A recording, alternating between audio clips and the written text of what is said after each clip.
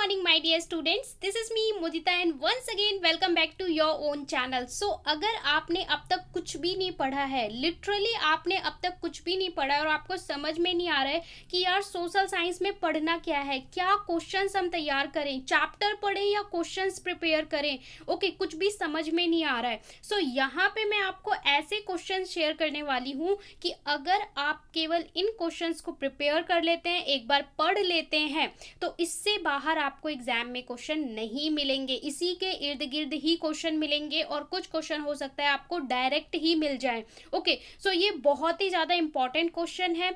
अगर आपने कुछ भी नहीं पढ़ा है तो मैं सजेस्ट करूंगी केवल इन्हीं क्वेश्चंस को आप प्रिपेयर कर लो एक दिन में, और आप इससे केवल पास नहीं होंगे, आप इससे बहुत अच्छा स्कोर करोगे, बहुत अच्छे मार्क्स लाओगे।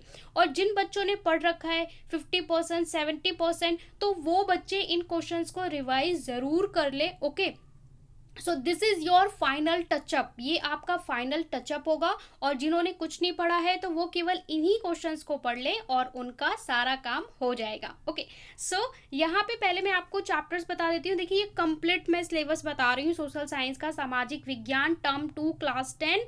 सो यहाँ पे भूगोल भी आ जाएगा, राजनीतिक विज्ञान भी आ जाएगा आपका, ओके हिस्ट्री भी आ जाएगा, सब कुछ इंक्लूड हो जाएगा।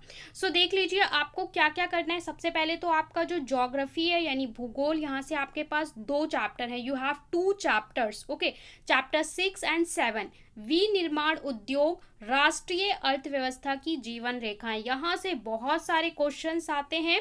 ओके सो 2 चैप्टर प्रिपेयर करना है और बाकी जो मैप वर्क है वो भी मैं भी आपको बता रही हूँ, क्वेश्चंस हम देखते हुए चलेंगे, सारा यहीं पे कवर हो जाएगा। राजनीतिक विज्ञान, अब देखिए राजनीतिक विज्ञान में भी आपके पास 2 चैप्टर है, राजनीतिक दल यानी पॉलिटिकल पार्टी, लोकतंत्र के परिणाम। ओके इसके बाद इकोनॉमिक यानी अर्थशास्त्र की बात करें तो मुद्रा तथा साख, वैश्वीकरण और भारतीय अर्थव्यवस्था। Okay 6 chapter. एंड हिस्ट्री में आपका भारत में राष्ट्रवाद चैप्टर 3।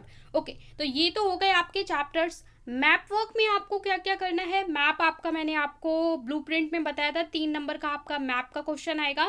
सो देखिए मानचित्र में आपका देखिए एक तो हिस्ट्री से मैप आ रहा है, भारत में राष्ट्रवाद आपको क्या बोला जाएगा कि आप पहचानिए, कुछ प्लेस को पहचानिए, उसमें क्या चीज़ें होंगी। भारतीय राष्ट्रीय कांग्रेस के अधिवेशन यानी जो भारतीय राष्ट्रीय कांग्रेस थी उसकी हर साल एक मीटिंग होती थी, तो उसमें स्पेशल है, एक है कोलकाता का सितंबर 1920, नागपुर अधिवेशन दिसंबर 1920 और मद्रास 1927।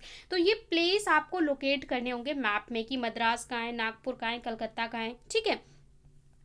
इसके अलावा आपको प्लेसेस पता होने चाहिए, चंपारण, इसके अलावा खेड़ा गुजरात में, अमृतसर, चोरी चौरा जहाँ पे हुआ है, डांडी सविनय अवज्ञा आंदोलन। सो ये प्लेस आपको पता होने चाहिए। ज्योग्राफी में आपके कौन कौन से मैप हैं, खनिज और ऊर्जा संसाधन, यहाँ पे आपको नाम भी दे रखे हैं, केवल इन्हीं को आपको लोकेट करना होगा। विनिर्माण उद्योग, यहाँ से आपका सूती वस्त्र, यहाँ पे मुंबई, इंदौर, सूरत, कानपुर, ठीक है। तो ये आपका ज्योग्राफी का सारा मैप वर्क है।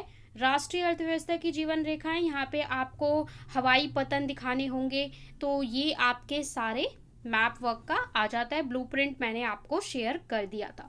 So let's start with geography, भूगोल से स्टार्ट करते हैं। सो देखिए अगर आपके पास बुक से पढ़ने में आपको दिक्कत हो रही है तो आप यहाँ से पढ़ भी सकते हो, ये आपके लिए एक तरीके से नोट्स है, ठीक है, एक तरीके से नोट मेकिंग है, नोट्स फॉर्म करके दिया गया है। तो यहाँ से आप फाइनल अपनी रिवीजन भी कर सकते हो और यहाँ पे मैं आपको क्वेश्चन भी बताते चलूंगी। विनिर्माण उद्योग, सो देखिए यहाँ पे आपको एक तरीके से पूरा नोट्स बनाया हुआ है। विनिर्माण उद्योग, तो प्रश्न यही बन जाता है कि विनिर्माण उद्योग कहते किसे हैं, तो किसे कहते हैं, कच्चे पदार्थ को मूल्यवान उत्पाद में परिवर्तित कर अधिक मात्रा में उत्पादन करने को विनिर्माण कहते हैं। मतलब रॉ मटेरियल, कच्चा माल जो हमें कैसे मिलता है, या तो प्रकृति से मिलेगा या तो मैन मेड होगा। तो जो भी आपके पास रॉ मटेरियल है उसे लेकर कुछ ऐसी यूजफुल थिंग, कुछ ऐसी वस्तु बनाना जो हमारे लिए लाभदायक है, जो हमारे काम को आसान करती है। ओके और इसका जो प्रोडक्शन है, उत्पादन है, वही क्या बोलता है, विनिर्माण कहलाता है। उदाहरण आपसे कोई पूछेगा तो लौह अयस्क से लोह और इस्पात, बॉक्साइट से एल्युमिनियम। तो ये हमारा क्या होता है, विनिर्माण।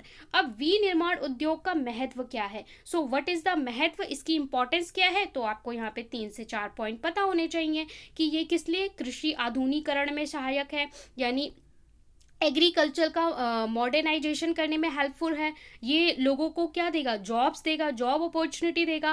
क्षेत्रीय असमानताओं को कम करने के लिए ये उपयोगी है। देश के आर्थिक विकास के लिए, जब हमारे देश में कोई भी काम होता है तो उससे पैसे भी तो आते हैं, तो देश का भी विकास होता है। तो यहाँ से आपको 3 से 4 पॉइंट याद रखने हैं। कृषि और उद्योग एक दूसरे के पूरक हैं। अब देखिए, ये जो प्रश्न है ये आपसे प्रश्न भी पूछ सकता है। अब ये एक दूसरे के पूरक है, ये आपका क्या हो गया, टाइटल हो गया। एग्जाम में आपसे पूछेगा कि कृषि और उद्योग एक दूसरे के पूरक हैं, आप इस वाक्य से कितना सहमत हैं, या इसे विद एक्सप्लेनेशन इसको व्याख्या करिए, इसकी व्याख्या करिए, इस सेंटेंस की, इस वाक्य की व्याख्या करिए। तो देखिए आप कैसे बोलोगे, कृषि आधारित उद्योग ने कृषि पैदावार की बढ़ोतरी को प्रोत्साहित किया है। यानी ऐसे उद्योग जो कृषि से होते हैं, थोड़ा समझिए, जो रॉ मटेरियल है, कच्चा माल है, वो कहाँ से मिल रहा है, कृषि से मिल रहा है, ठीक है। और कृषि से मिलके ही तो फैक्ट्री में जा रहा है, कंपनी में जा रहा है, जहाँ पे उसका उत्पादन किया जा रहा है। तो अगर किसी चीज़ का आप उत्पादन कर रहे हैं, किसी प्रोडक्ट को बना रहे हैं, फॉर एग्जांपल हम चीनी की ही बात कर लेते हैं, अगर आप फैक्ट्री चीनी की लगा रहे हो, चीनी बना रहे हैं, तो उसके लिए रॉ मटेरियल क्या है, गन्ना है। तो जब आप चीनी बनाएंगे तो आपको और ज़्यादा गन्ने की ज़रूरत होगी, आप और चीनी बनाना चाहेंगे, तो यहाँ किसान और ज़्यादा गन्ना उगाएंगे। तो इससे क्या होगा, क्योंकि आपने फैक्ट्री लगा दी, क्योंकि आप उत्पादन कर रहे हैं, तो यहाँ पे क्या हो रहा है, इसकी खेती भी बढ़ रही है। तो ये एक दूसरे से रिलेटेड है कि नहीं है, है। इसके बाद इनके द्वारा निर्मित उत्पाद जैसे सिंचाई के लिए पंप, और यहाँ पे देखिए जो फैक्ट्री है, यहाँ पे आप इंस्ट्रूमेंट्स भी तो बनाएंगे, ऐसी चीज़ें बनाएंगे जो आपकी खेती के लिए हेल्पफुल होंगी। जैसे पहले हम बैल का इस्तेमाल करते थे, जब ट्रक आ गया, ट्रक कहाँ बना, कंपनी में बना। तो ये खेती को भी, खेती का मॉडर्नाइजेशन कर रहे हैं, आधुनिकीकरण कर रहे हैं। तो ये दोनों एक दूसरे से जुड़े हुए हैं, ठीक है। अगर कृषि का विकास होगा तो यहाँ पे उत्पादन भी बढ़ेगा, और यहाँ पे उत्पादन हमें बढ़ाना है तो यहाँ से हमें टेक्नोलॉजी का भी प्रयोग करना पड़ेगा। तो ये दोनों एक दूसरे के पूरक हैं। तो इन 2 पॉइंट को अगर आप लिख देते हो तो आपका पूरा आंसर जस्टिफाई हो जाता है। मैं यहाँ पे एक्सप्लेन नहीं कर रही हूँ, चैप्टर नहीं पढ़ा रही हूँ, मोटा मोटा पॉइंट बता रही हूँ, और उसके बाद इंपॉर्टेंट क्वेश्चन बताऊंगी। ओके, इसके बाद औद्योगिक स्थिति को प्रभावित करने वाले तत्व कौन कौन से होते हैं। एक तो कच्चा माल की उपलब्धता, कि आपका कौन कौन सा कारण है, क्या कौन से तत्व हैं जो इसको प्रभावित करते हैं। सबसे पहले कच्चा माल, अगर आप फैक्ट्री लगाना चाहते हैं, उत्पादन करना चाहते हैं, तो सबसे पहले आपको क्या चाहिए, अपने आप को उस प्लेस पे रख के देखिए। आपको कच्चा माल चाहिए जिसका आप मैन्युफैक्चर करोगे, पूंजी चाहिए यानी पैसे चाहिए, ऐसी थोड़ी आप फैक्ट्री खोल लोगे।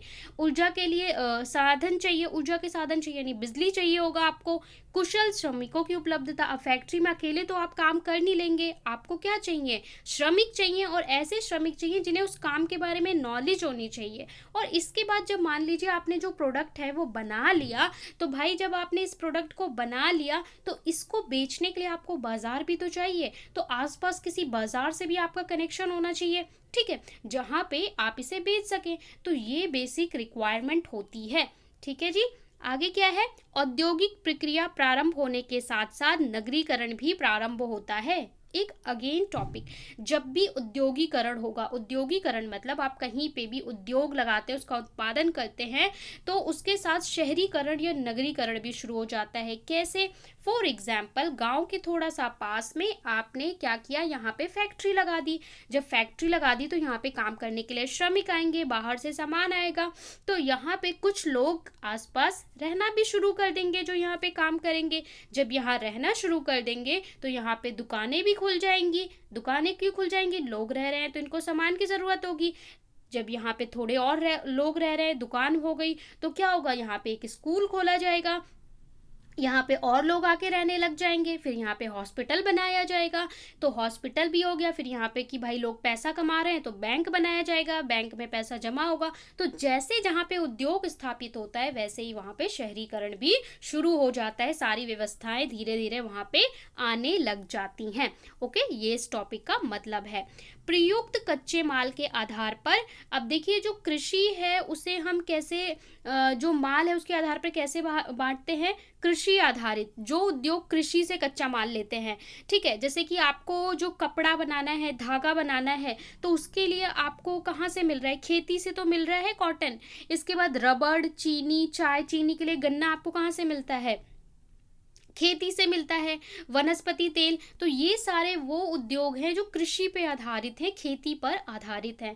खनिज आधारित उद्योग, ठीक है। प्रमुख भूमिका के आधार पर अगर हम वर्गीकरण करें तो आधारभूत और उपभोक्ता, तो इस तरीके से इनको कैटेगराइज कर सकते हैं। पूंजी निवेश के आधार पर यानी पैसे के लगाने के आधार पर तो लघु और वृहत। लघु मतलब छोटा उद्योग जिसमें कम मनी लगेगी, और वृहत मतलब बड़ा जहाँ पे ज्यादा पैसा लगेगा। स्वामित्व के आधार पर मतलब मालिकाना हक किसका होगा। सार्वजनिक क्षेत्र, निजी क्षेत्र, सार्वजनिक यानी जो गवर्नमेंट के अंदर आता है, निजी मतलब यानी प्राइवेट, जैसे आपने कोई अपना व्यवसाय शुरू किया, अपना उत्पादन शुरू किया। संयुक्त उद्योग, सहकारी उद्योग, तो इस तरीके से हम इनको अलग अलग पार्ट्स में कैटेगराइज कर सकते हैं। बुनाई क्षेत्र में सुधार की आवश्यकता, तो ये इसके लिए मुख्य कारण हो गए, ये आप लोग पढ़ लेंगे।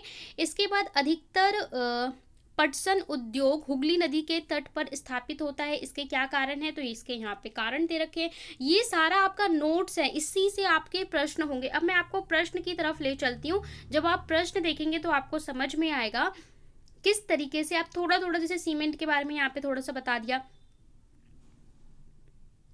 ठीक है। अब यहाँ पे थोड़ा सा प्रदूषण और पर्यावरण नवीनीकरण के बारे में बता दिया किस तरीके से। तो प्रदूषण के बारे में आप वैसे भी पढ़ के आए हैं, इसको बस आपको एक बार रीड करना होता है। जिनका हिंदी में सामाजिक विज्ञान है उन्हें कोई भी दिक्कत नहीं है, अगर वो चैप्टर रीड करके जाते हैं तो उन्हें आंसर लिखने में कोई भी दिक्कत नहीं है। अब आपके देख लेते हैं प्रश्न। तो ये जितने भी प्रश्न हैं ये सब आपके VVI हैं, सभी का उत्तर जो ऊपर आपको नोट्स दिया हुआ है वही इसके उत्तर हैं। प्रश्न ये हैं, ये वो प्रश्न है जो आप PYQ बोल सकते हो, जो बार बार CBSE पूछता है, इससे बाहर वो आपसे प्रश्न नहीं पूछेगा, तो इन्हें आपको पढ़ना है। अब पहला प्रश्न, विनिर्माण किसे कहते हैं, एक उदाहरण दीजिए। ये 2 अंक में पूछा जाएगा। अब देखिए उत्तर भी आपको यहीं पे मिल जाएगा, ठीक है। जब मैंने आपको स्टार्ट करवाया तो यहाँ पे ही आपको उत्तर भी था, सबसे ऊपर टॉप पे चैप्टर स्टार्ट हुआ विनिर्माण, तो विनिर्माण किसे कहते हैं, तो ये आपका हो गया आंसर। विनिर्माण किसे कहते हैं, कच्चे माल से कोई बहुमूल्य वस्तु को उत्पादित करना, उसका उत्पादन करना बड़े पैमाने पे, जैसे लोह से लोह अयस्क से लोह और इस्पात बनाना। तो बस ये इसका उत्तर हो गया। 2 मार्क आपको फुल मिल गए, आपके कोई भी मार्क कटिंग नहीं कर सकता है। ओके, सो ये आपके यहीं पे प्रश्न है और यहीं पे उत्तर है। तो मैं इसी तरीके से आपको सभी चैप्टर्स के उत्तर बताने, प्रश्न बताने वाली हूँ। ओके, और उत्तर भी। तो यहाँ पे देखिए हमारा जो ये प्रश्न है, पहला प्रश्न हमने देखा विनिर्माण किसे कहते हैं, दूसरा प्रमुख भूमिका के आधार पर उद्योगों का वर्गीकरण। हमने देखा उद्योगों का वर्गीकरण अलग अलग आधार पे किया गया। स्वामित्व यानी मालिकाना हक, भूमिका के आधार पर यहाँ पे बोल रहा है, तो आप बता देंगे कौन कौन से भाग में। तो आपको बस मीनिंग पता होना चाहिए, उसके अंदर जो लिखना है वो तो आप खुद भी लिख सकते हैं। प्रथम सीमेंट उद्योग कहाँ स्थापित किया गया था, अब ये बुक के बाहर का प्रश्न थोड़ी है, ऊपर आपको पढ़ाया जा रहा है सीमेंट का कहाँ पे स्थापित किया गया था। और 2 उपयोग बता दीजिए, तो सीमेंट के क्या उपयोग हैं, बड़े आसानी से आप लोग बता सकते हैं।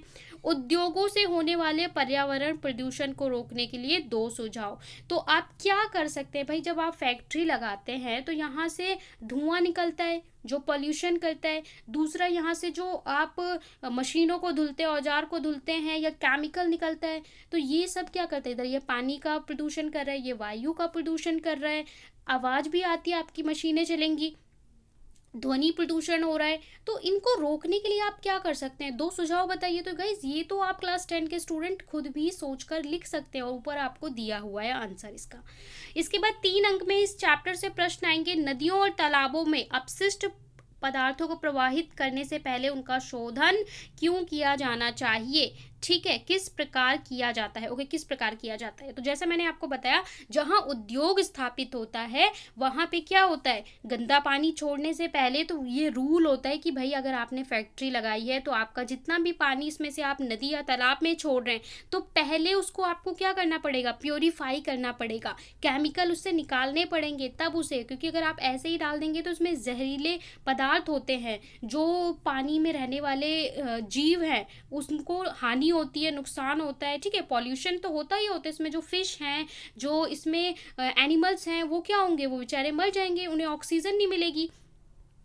तो इसलिए क्या किया जाना चाहिए, क्या-क्या किया जाता है, वो आपको पूरा ऊपर प्रोसीजर बताया हुआ है। उद्योगों की भारतीय अर्थव्यवस्था विकास में महत्व और भूमिका बताना है, ठीक है? यहाँ पे बताना है अधिकांश जूट हमें हुगली नदी तट पर क्यों केंद्रित है। ऊपर मैंने आपको दिखाया था, इसके पॉइंट्स बताए हुए थे, क्यों स्थित हैं, वही आपको 3 से 4 पॉइंट, 3 अंक में है तो आपको 4 से 5 पॉइंट लिखने पड़ेंगे, ठीक है? ज्योग्राफी में कोशिश करिए आंसर कि पॉइंट नंबर 1, पॉइंट नंबर 3, इस तरीके से आप पॉइंट्स डाल के आंसर लिखिए, बोर्ड एग्जाम में अच्छे मार्क मिलेंगे।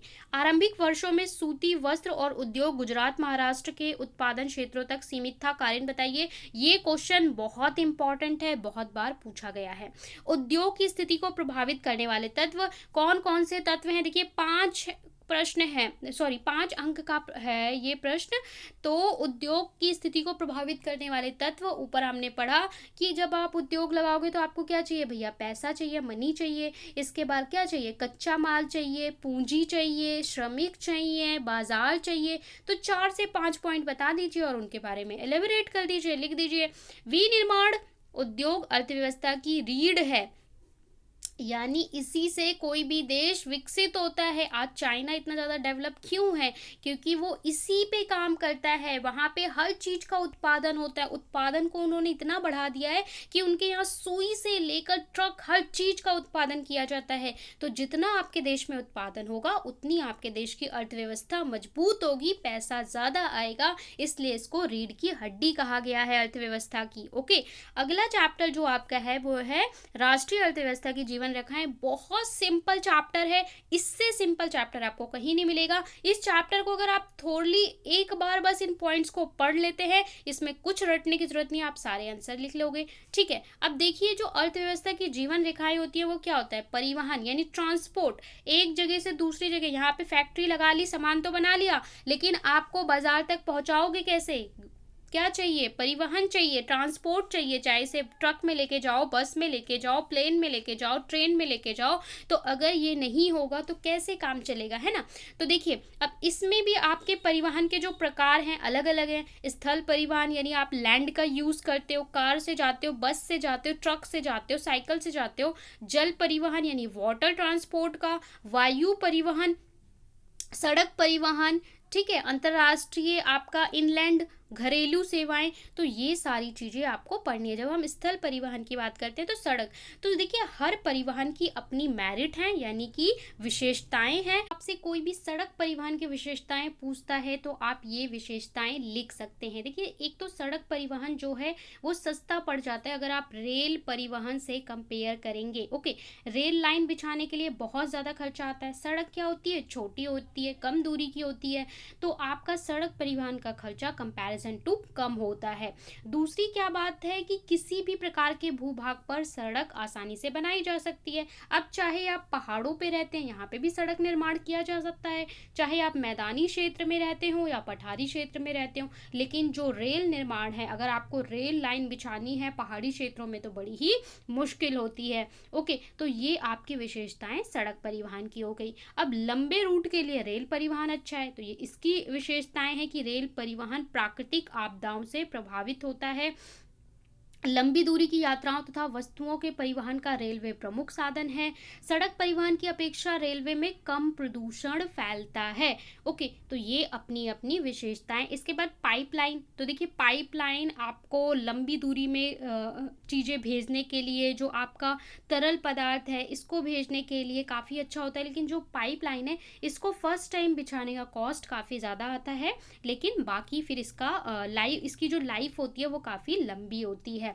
तो ये आपका पाइपलाइन हो गया। जल परिवहन की अगर हम बात करें तो जहाँ पे आपकी नाव चलती हैं, पानी की जहाज चलती हैं, सबसे सस्ता साधन होता है। जब अगर आप प्राचीन इतिहास पढ़ेंगे तो जो पहले एक देश से दूसरे देश में जो आन जान होता था तो ये वायु परिवहन नहीं होता था, आपके हवाई जहाज नहीं होते थे, एरोप्लेन नहीं होते थे, तब जल परिवहन यानी जल मार्ग का ही प्रयोग किया जाता था। ओके, सो ये सबसे पुराना है आपका, अगर हम बात करें तो लंबी दूरी के लिए ये भारी और बड़ी वस्तुओं दोनों के लिए अनुकूल है। जैसे आपको यूरोप से कुछ सैनिक इक्विपमेंट्स मंगाने हैं तो उसके लिए हम किसका प्रयोग करते हैं, जल परिवहन का प्रयोग करते हैं। बहुत ही ज़्यादा लोड को ला सकता है ये, ठीक है। तो ये इसकी विशेषताएं हो गई।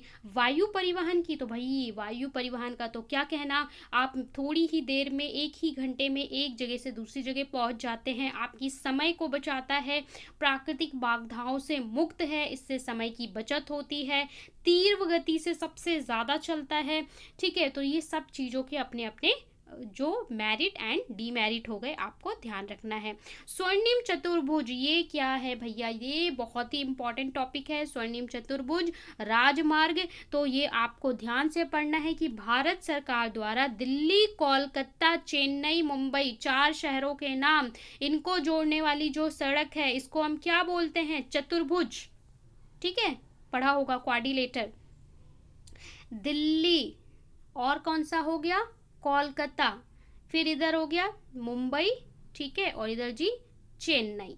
तो इनको इस तरीके से ऐसे जोड़ने वाला ये, तो आपको शहरों के, कई बार शहरों के नाम भी पूछ लेता है किस किस को जोड़ता है, तो ये आपको पता होना चाहिए। 6 लेन वाली महाराजमार्ग को स्वर्णिम चतुर्भुज कहते हैं। कई बार पूछ लिया स्वर्णिम चतुर्भुज, अब बच्चा सोचने में बैठ गया, चैप्टर पढ़ा नहीं है कि ये सोने की कौन सा, सोने का चतुर्भुज कहाँ से आ गया, तो जी ये आपको याद रखना है।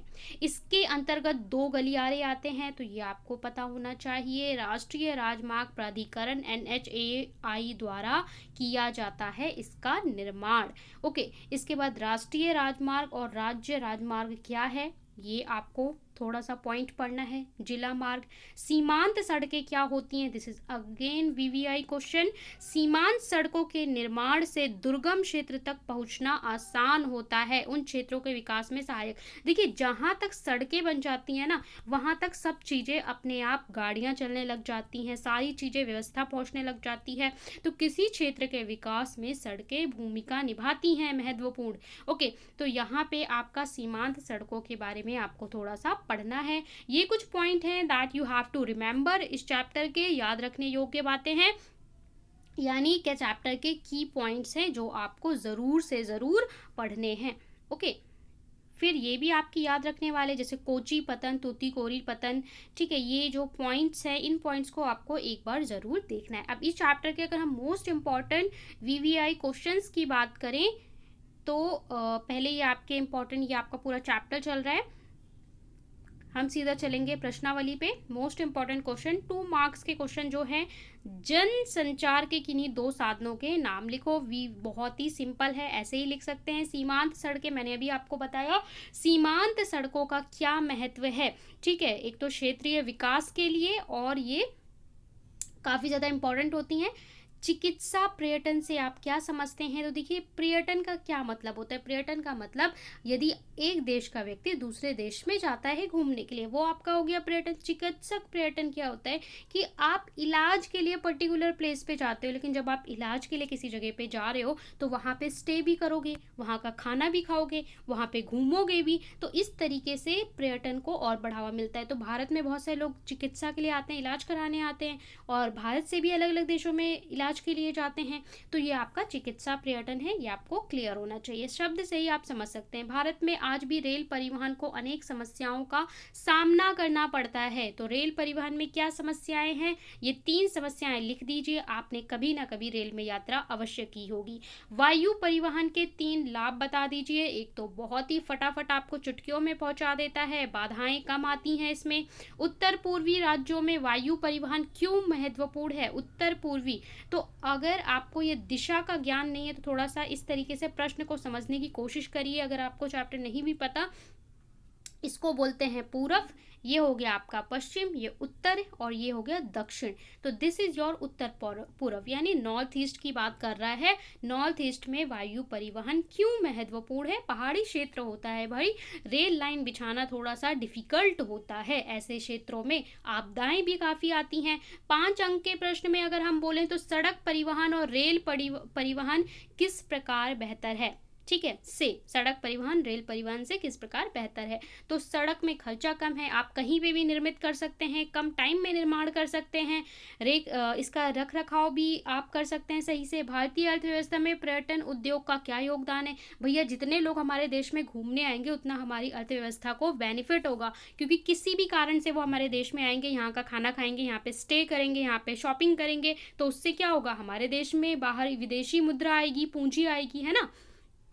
अगला है परिवहन तथा संचार के साधन किसी देश की अर्थव्यवस्था की जीवन रेखाएं हैं। परिवहन और संचार, संचार मतलब कम्युनिकेशन यानी टेलीफोन, टेलीविजन, रेडियो। परिवहन मतलब सड़कें। अगर ये दोनों ना हो तो कोई भी देश क्या चल सकता है? नहीं चल सकता।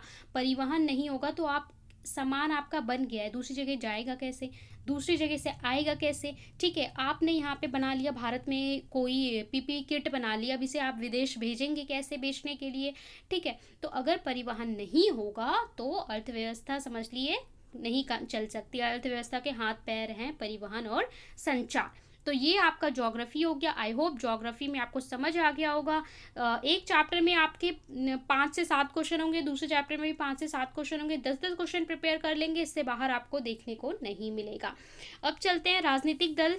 राजनीतिक विज्ञान में राजनीतिक दल यानी पॉलिटिकल पार्टी, इनके बारे में तो आपको बेहतरीन ज्ञान होगा। अब देखिए, राजनीतिक दल बहुत ही इम्पॉर्टेंट चैप्टर है। ये चैप्टर्स ऐसे हैं जिसे पढ़ाने में बहुत मज़ा आता है, पढ़ने में भी बहुत मज़ा आता है, क्योंकि हमारे पास समय की कमी है, इसलिए हम बस इन चैप्टर्स को थोड़ा थोड़ा हल्का हल्का सा मैं आपको बता दे रही हूँ और क्वेश्चन दे रही हूँ, क्योंकि अगर हम इसे पढ़ेंगे तो एक चैप्टर को पढ़ने में 1-1 घंटे लग जाते हैं। ओके, जैसे आपको भारत में राष्ट्रवाद का वीडियो प्रोवाइड कर रखा है, केवल 1 आवर में फुल डिटेल एक्सप्लेनेशन दी है। आप यूट्यूब पे देख लो, सब जगह आपको वीडियो 3-3, 4-4 घंटे में, 10-10 घंटे में पढ़ाया हुआ है चैप्टर। 1 घंटे में आपको कंप्लीट ब्रीफ एक्सप्लेनेशन के साथ वीडियो प्रोवाइड किया है भारत में राष्ट्रवाद।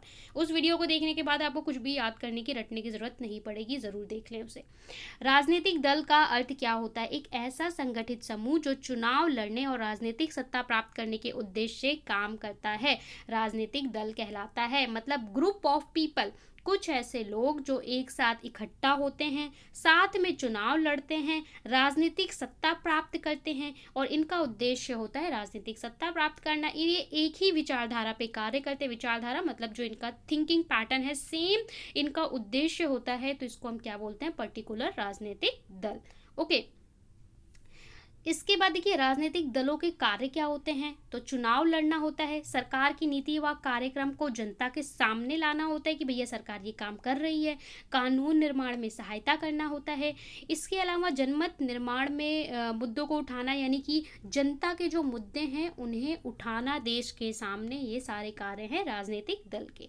राजनीतिक दलों की आवश्यकता क्या होती है? लोकतंत्र व्यवस्था के लिए आवश्यक है, सरकार की नीतियों पर अंकुश लगाने के लिए कि भैया सरकार ये काम कर रही है, ये नहीं कर रही है, सरकार ने आपसे ये वादा किया था, तो जनता के सामने जो चीज़ें हैं सरकार की वो भी लाना, और जो लोगों की रिक्वायरमेंट है वो भी सामने लाना, ये राजनीतिक दल के लिए, ये राजनीतिक दल के कारण संभव हो पाता है। दलीय प्रणाली की अगर हम बात करें तो विश्व में 3 प्रकार की दलीय प्रणाली है। दलीय मतलब कितने दल होते हैं। ऐसे देश जहाँ पे केवल एक ही राजनीतिक दल होता है, मतलब एक ही पार्टी होती है, वही चुनाव लड़ती है, वही जीतती है, दूसरा कोई कॉम्पिटिटर ही नहीं है, कहने को लोकतंत्र हो गया। एग्जाम्पल क्या है? चीन। दूसरे क्या उनसे होते हैं? 2 दलीय, जहाँ पे 2 पार्टी होती है, दोनों चुनाव लड़ते हैं, एक बार ये जीतता है, एक बार ये जीतता है, अल्टरनेटिव, या कोई दोनों में से कोई भी जीत सकता है, जैसे कि ब्रिटेन और अमेरिका। यूएस में केवल 2 ही पॉलिटिकल पार्टीज हैं। ओके, अगर हम बहुदलीय, यहाँ पे भैया सबको स्वतंत्रता है, कितनी भी पार्टी बना लो, 2 से ज़्यादा, 3, 4, 5, 10 पॉलिटिकल पार्टी बना लो, 10 राजनीतिक दल बना लो, सब लोग चुनाव में भाग लेंगे, जिसको जनता चुनेगी वो जीत जाएगा। इसका उदाहरण क्या हो गया जी? भारत। ओके, तो ये क्लियर हो गया, 1 दलीय, 2 दलीय, बहुदलीय। गठबंधन सरकार, ये क्या होता है जी? जब चुनाव होता है यानी कि वोट पड़ते हैं और अलग अलग पार्टी ने पार्ट लिया। अब क्या हुआ, किसी एक दल को 50% वोट मिला और मतलब किसी भी पार्टी को मेजॉरिटी नहीं मिली, मतलब मैक्सिमम वोट नहीं मिले। तो क्या होता है, जो दो बड़ी पार्टी होती हैं वो मिलके गवर्नमेंट का फॉर्म करती हैं, सरकार बनाती हैं, गठबंधन करती हैं। इसको गठबंधन सरकार कहा जाता है। भारत के तीन बड़े गठबंधन का नाम, तो भारतीय जनता पार्टी द्वारा बनाया गया गठबंधन जिसको एनडीए बोलते हैं, राष्ट्रीय जनतांत्रिक गठबंधन, संयुक्त प्रगतिशील गठबंधन यूपीए। ठीक है, तो ये आपको, वैसे ये गठबंधन का नाम मुश्किल है, आपसे पूछे कौन सी दलीय व्यवस्था बेहतर होती है, तो ये आपको एक दलीय या बहुदलीय। तो देखिए बहुदलीय ही अच्छी होती है। जब एक दल होगा तो वहाँ पे तो लोकतंत्र कमजोर पड़ जाएगा ना, क्योंकि वहाँ पे तो चुनाव का मौका ही नहीं मिल रहा है, एक ही पार्टी है उसी में से चुनना है।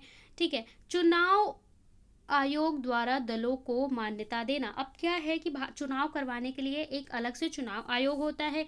इनका काम होता है जो राजनीतिक दल हैं उनके बीच में चुनाव करवाना। तो इनके पास, इनके कुछ राइट्स होते हैं, इनके कुछ काम होते हैं, वो सारी चीज़ें आपको पता होनी चाहिए। और ये मान्यता कैसे देते हैं, क्या क्या चीज़ें होती है, रिक्वायरमेंट होती है। देश हर पार्टी को चुनाव आयोग से अपना पंजीकरण कराना पड़ता है। ये सारे पॉइंट है जो आपको पढ़ लेने हैं। भारत में दो प्रकार के राजनीतिक पार्टियां हैं। ठीक है, राष्ट्रीय दल क्या होते हैं, देखिए राज्य दल क्या होते हैं और राष्ट्रीय दल क्या होते हैं ये आपको पता होना चाहिए। जो सेंट्रल लेवल पे होते हैं, पूरे देश में फैला होता है, जिसका एग्जाम्पल बीजेपी हो जाएगा, भारतीय जनता पार्टी, कांग्रेस।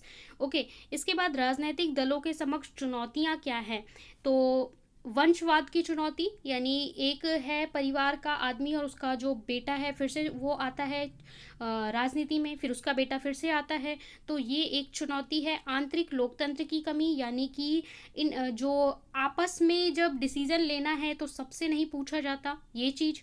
बढ़ती हुई पैसे की भूमिका, कि चुनाव में पैसे का रोल ज़्यादा बढ़ रहा है। आपराधिक तत्वों का घुसपैठ, यानी ऐसे लोगों को इंक्लूड किया जाता है जो अपराधी तत्व के होते हैं। ठीक है, और दल बदल की चुनौती की, मतलब भैया आपने चुनाव तो किसी और पार्टी से लड़ा, जब दूसरी पार्टी जीत गई तो उसमें चले गए।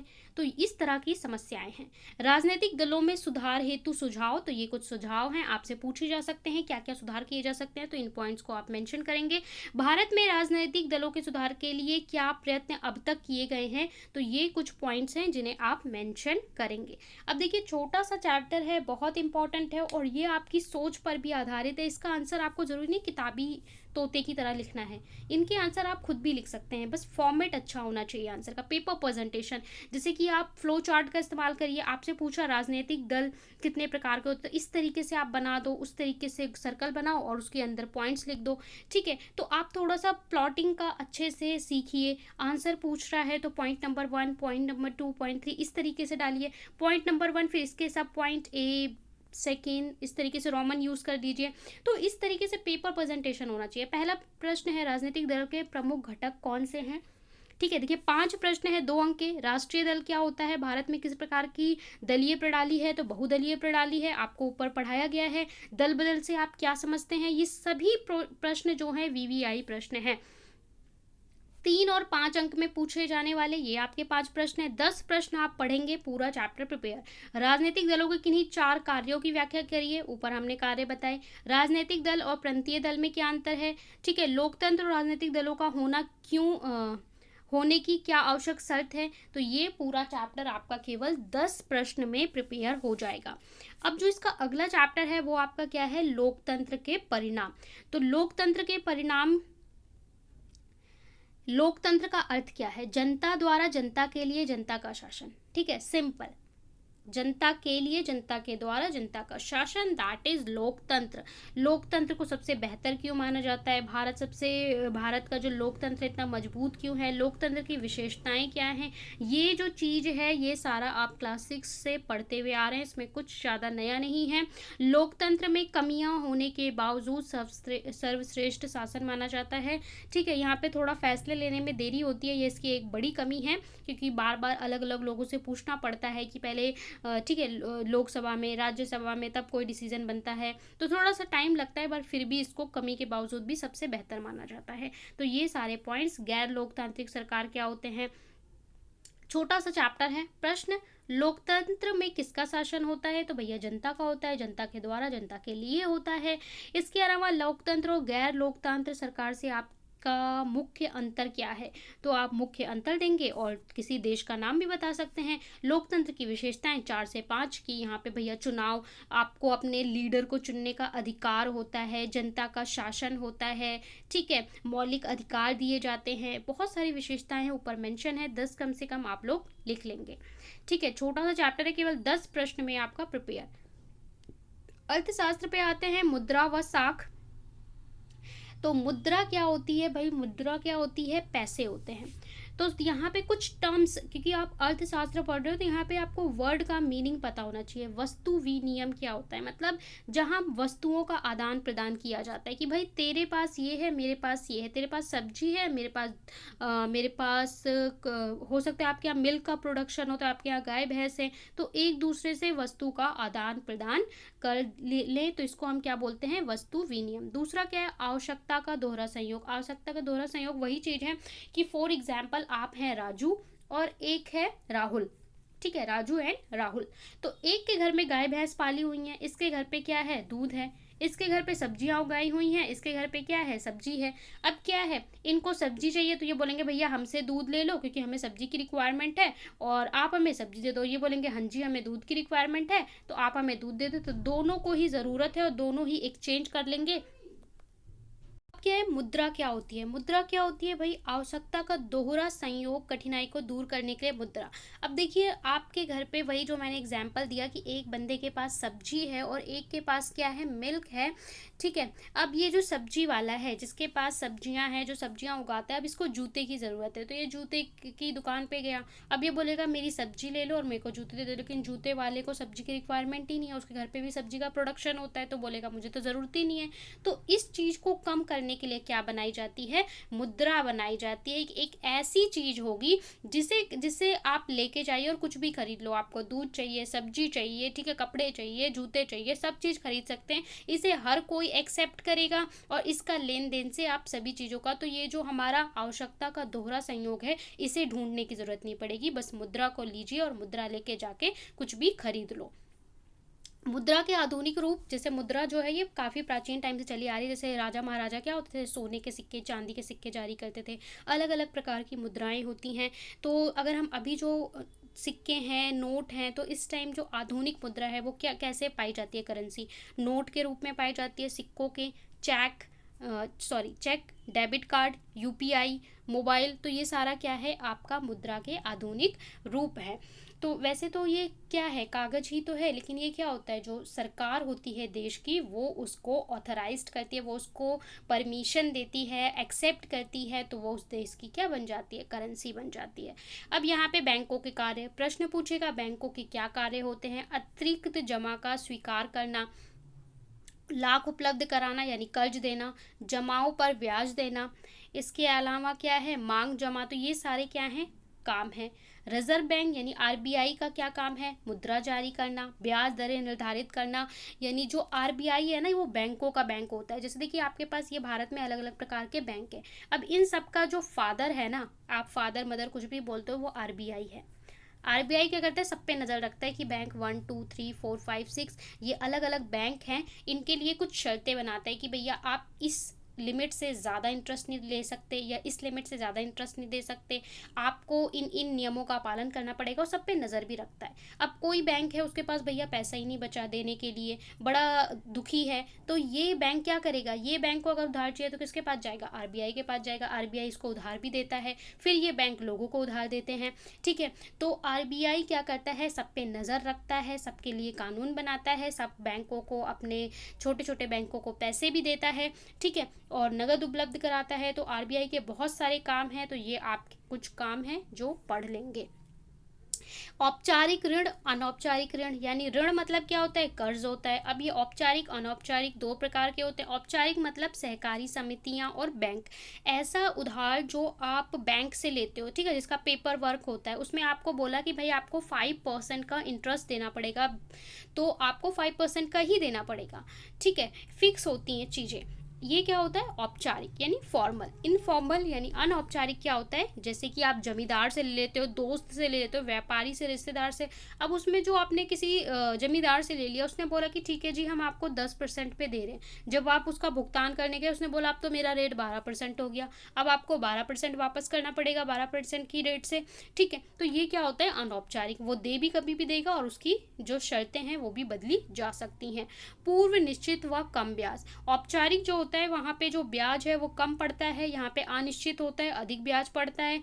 निम्न बाजार दर से उधार लेने वाले आय में वृद्धि। तो इसका आपको उत्तर, अगर इसका अंतर पूछता है तो इसी प्रकार से आपको टेबल बना के इसका आंसर देना होगा। अब देखिए यहाँ पे आपको ऋण की शर्तें क्या होती हैं, ऋण की शर्तें क्या होती हैं, ऋण के प्रकार क्या होते हैं और ऋण की आवश्यकता। तो ये जो शब्द हैं, ये शब्दावली के बारे में एक एक बार बस पढ़ लेना है कि भैया लाख जाल क्या होता है, साख जाल क्या होता है। ठीक है, स्वयं सहायता समूह, this is also again VVI question. स्वयं सहायता समूह क्या होते हैं, तो 15 से 20 लोग मिलकर एक ग्रुप बनाते हैं जहाँ पे वो पैसे इकट्ठे करते हैं। ठीक है, और फिर जिसको ज़रूरत होती है वो उन पैसों को लेता है।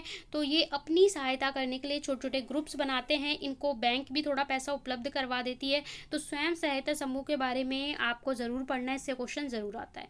मुद्रा के 2 आधुनिक रूप बताइए, तो आप बता दोगे, नोट, सिक्के, ठीक है, चेक। बैंकों के क्या कार्य होते हैं, इसके बाद साख जाल को परिभाषित करिए, स्वयं सहायता समूह, ऋणाधार। तो ये वही क्वेश्चन है जो आपको प्रिपेयर करने हैं, केवल 10 क्वेश्चन करने हैं।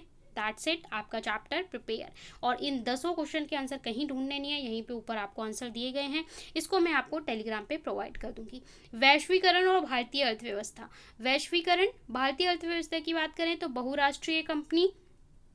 बहुराष्ट्रीय कंपनी क्या होता है कि भाई देखिए, आपके देश में आपने एक कंपनी खोली, अब इस कंपनी को आप बहुत सारे 2 से ज़्यादा देशों में इसकी ब्रांचेस खोल रहे हैं, तो इसको क्या बोलते हैं, बहुराष्ट्रीय कंपनी। यानी 2 से ज़्यादा देशों में जब किसी कंपनी को रखा जाता है तो वो बहुराष्ट्रीय कंपनी। अगर आप भारत की बात करें तो भारत में आज के टाइम में बहुत सारी, जिसको हम मल्टीनेशनल कंपनी एमएनसी बोलते हैं। तो हमारे जो युवा हैं 60 to 70% जो यंगस्टर हैं वो इन्हीं कंपनियों में आज के टाइम में वर्क कर रहे हैं। ठीक है, इससे जिस देश में कंपनी लगती है वहाँ का भी विकास होता है और जिस देश की कंपनी लगती है वहाँ का भी विकास होता है, अर्थव्यवस्था मजबूत होती है।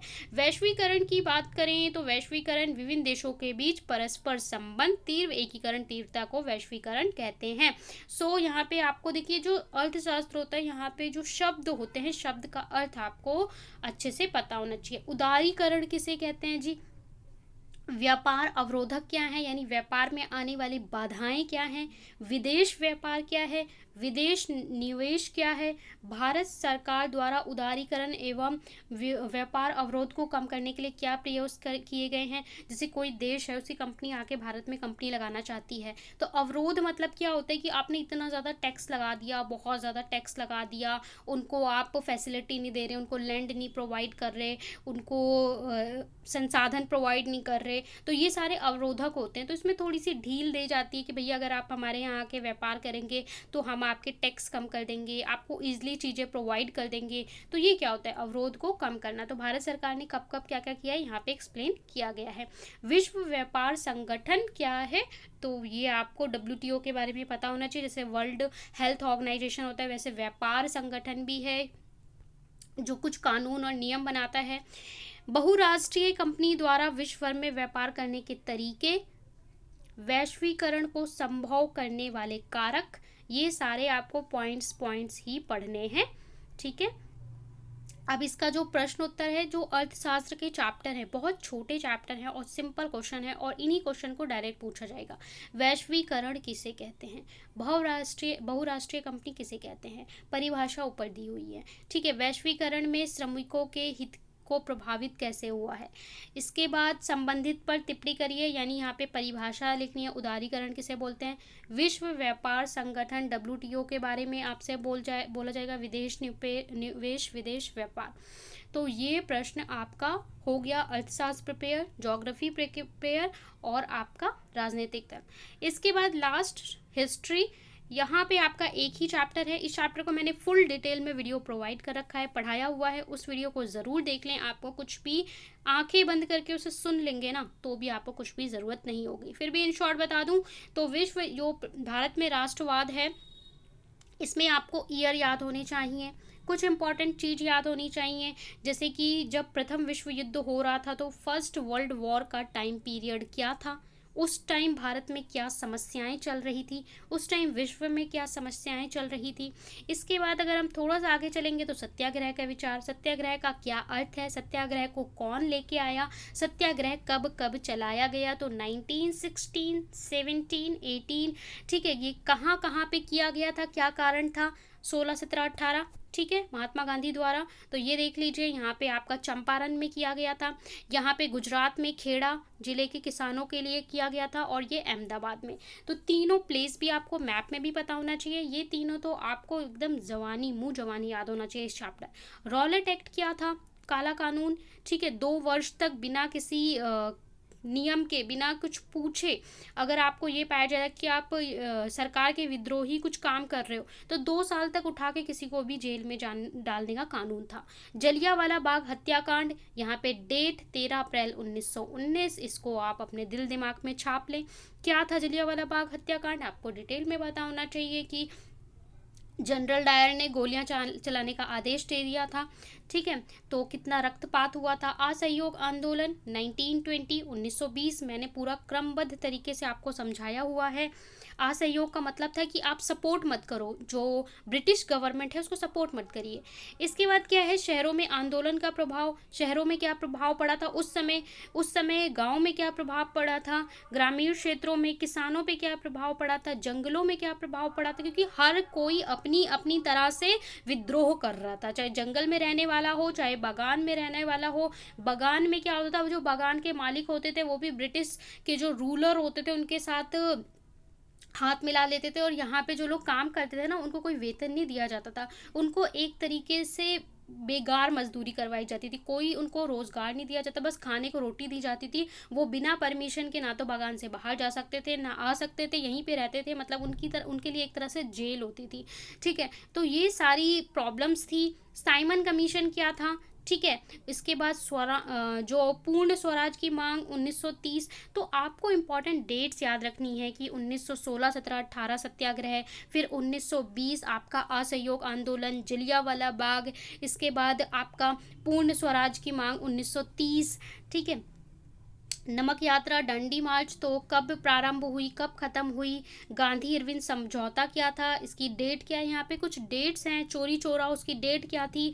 तो ये सारी जो डेट्स हैं ये आपको रिमेंबर रखनी है, ठीक है। महिलाओं की क्या भूमिका रही, 1934। पूना पैक्ट लास्ट में क्या था, 1932।